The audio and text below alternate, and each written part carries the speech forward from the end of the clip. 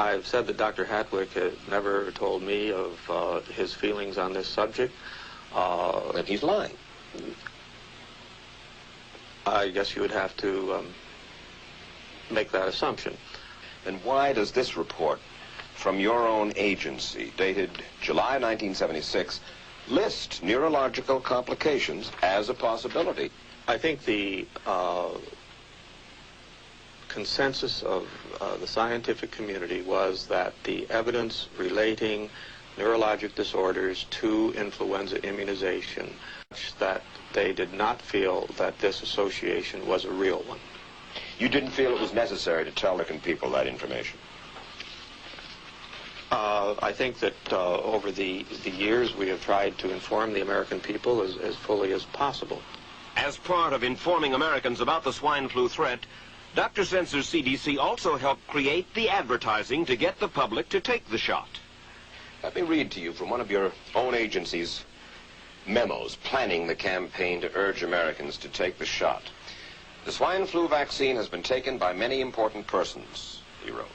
Example, President Ford, Henry Kissinger, Elton John, Muhammad Ali, Mary Tyler Moore, Rudolph Nureyev, Walter Cronkite, Ralph Nader, Edward Kennedy, etc., etc.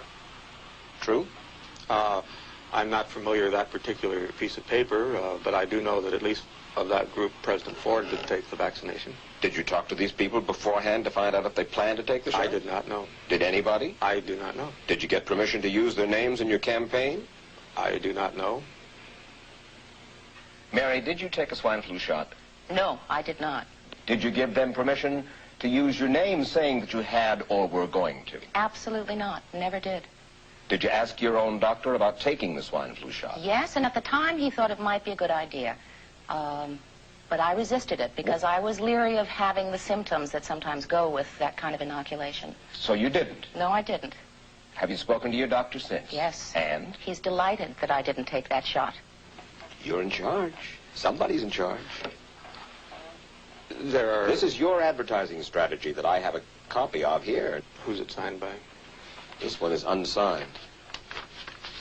But you'll acknowledge that it was your baby, so to speak. It could have been from the Department of Health, Education, and Welfare. It could be from CDC. I don't know. I'll be happy to take responsibility for it. It's been 3 years now since you fell ill with GBS, right? Right. Has the federal government, in your estimation, played fair with you about your claim? No, I don't think so. It seems to be dragging on and on and on, and really no end in sight that I can see at this point. With respect to the cases of Guillain-Barré, allegedly... Former Secretary of HEW Joseph Califano, too, was disturbed that there was no end in sight. So a year and a half ago, he promised that Uncle Sam would cut the bureaucratic red tape for victims suffering from GBS and would pay up quickly. We shouldn't hold them to an impossible or too difficult standard of proving that they were hurt. Even if we pay a few people a few $1,000s that might not have deserved it, I think justice requires that we promptly pay those people who do deserve it. Who's making the decision to be so hard-nosed about settling? Well, I assume the Justice Department is. Griffin Bell before he left? Well, the Justice Department agreed to the statement I made. It was cleared word for word with the lawyers in the Justice Department by my HEW lawyers. And that statement said, in effect?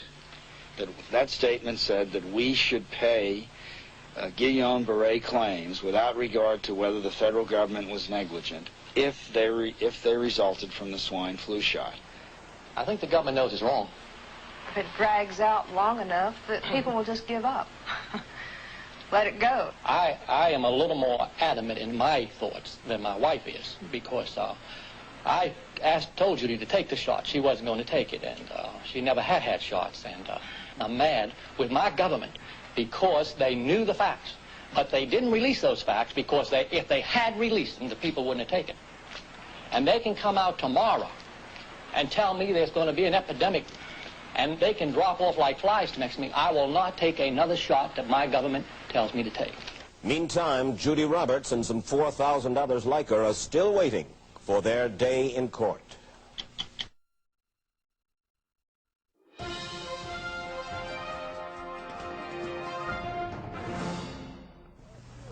I don't need another flu shot. I had a flu shot last year. A swine flu epidemic may be coming. Swine flu shot? Well, I don't know. I've been thinking about it. It could make you very sick. Swine flu? Man, I'm too fast to let it catch me. You'll want to be protected. I'm the healthiest 55-year-old you ever seen. Hey, I play golf every weekend. Get a shot of protection. The swine flu shot. Joe brought it home from the office. He gave it to Betty and one of his kids and to Betty's mother. But Betty's mother went back to California the next day.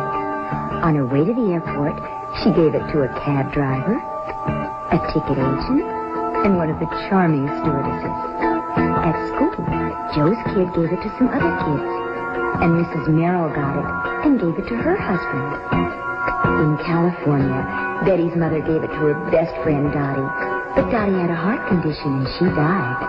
But before she died, Dottie gave it to her girlfriend, the mailman, the paper boy, and the vet when she went to pick up her chihuahua. If a swine flu epidemic comes, this is how it could spread. You'll want to be protected, especially if you're elderly or chronically ill. Get a shot of protection. The swine flu shot.